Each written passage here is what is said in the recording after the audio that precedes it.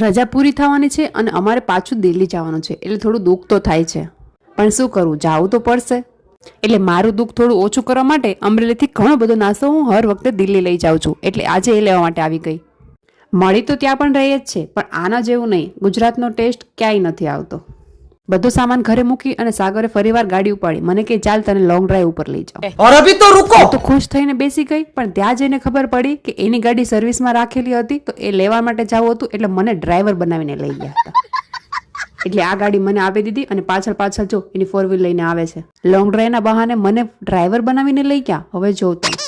અને પછી તો એટલે જ મેં રસ્તામાં ગાડી ઊભી રાખી અને એકલી જ પાણીપુરી ખાધી. અને એ તો સીધા ઘરે જ ગયા અને હું ત્યાં જોવા ના મળી, એટલે મને લેવા માટે આવ્યા, એ પણ એશુને લઈને.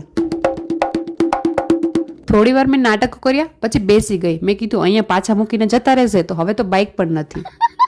પછી રાત્રે તૈયાર થઈ અને પાછા આવી ગયા અમે હોલિકા દહન માટે. દર્શન કરી અને અમે ફરી વખત ઘરે જવા નીકળ્યા, તો આ રસ્તામાં જો यहाँ पे क्या हो रहा है? સાગર ઘરે પહોંચી ગયા હતા, તો કે પેકિંગ કરવાનું છે, હવે જલ્દી ઘરે આવ. પણ આ નીકળવા દે ત્યારે આવીએ ને. ચલો હવે મળીએ નેક્સ્ટ વિડીયોમાં. બાય.